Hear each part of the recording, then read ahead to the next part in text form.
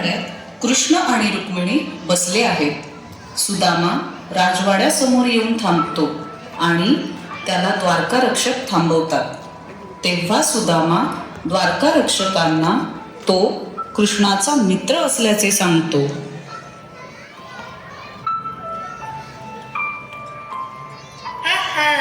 गरीब ब्राह्मण असा मित्र राजा श्रीकृष्णाला कसा असू शकतो? त्याला आत येऊ देऊ नका. त्याला माहीत नाही का इथे येण्यासाठी प्रतिष्ठा लागते. जर हे खरंच असेल तर मग श्रीकृष्ण तुम्हाला ओळखतील. दूत राजमहालात जातो.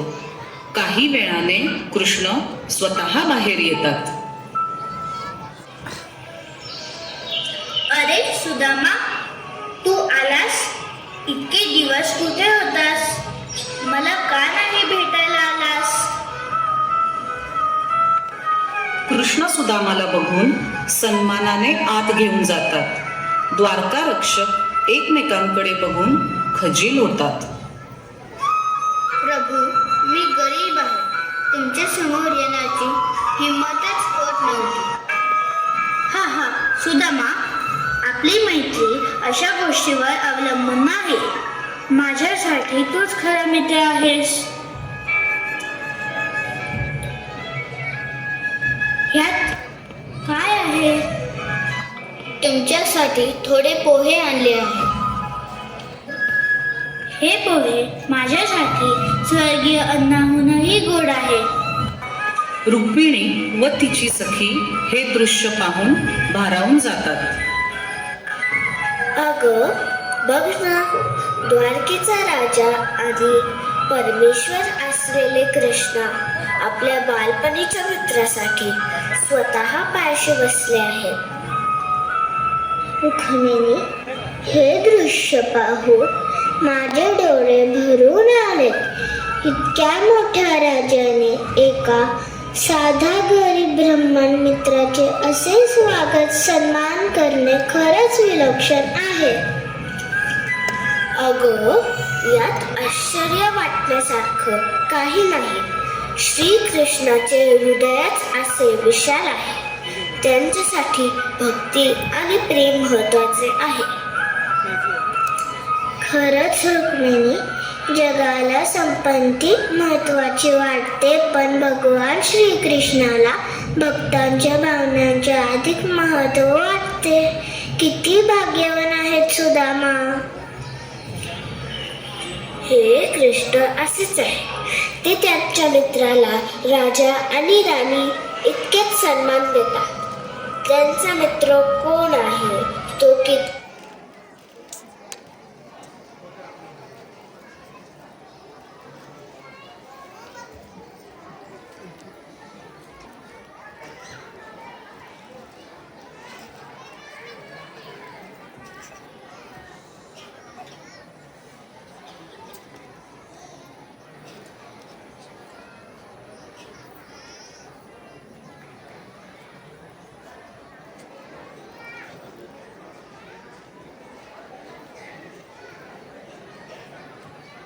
कृष्ण स्वतः बाहेर येतात.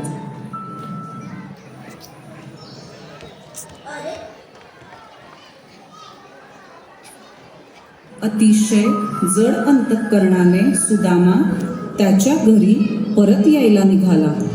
सुदामाचे घर आता भव्य महालात बदललेले असते. घरात संपत्ती, धनधान्य असते.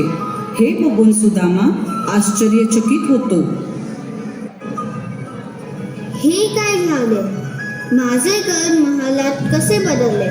हे सर्व कसं शक्य झाले? श्रीकृष्णाची कृपा, त्यांनीच आपले दुःख दूर केले. सुदामा आणि कृष्ण कथा आपल्याला शिकवते की सच्च्या मैत्रीत प्रेम, विश्वास आणि निष्ठा महत्वाची आहे. श्रीमंती किंवा गरिबी याला स्थान नाही.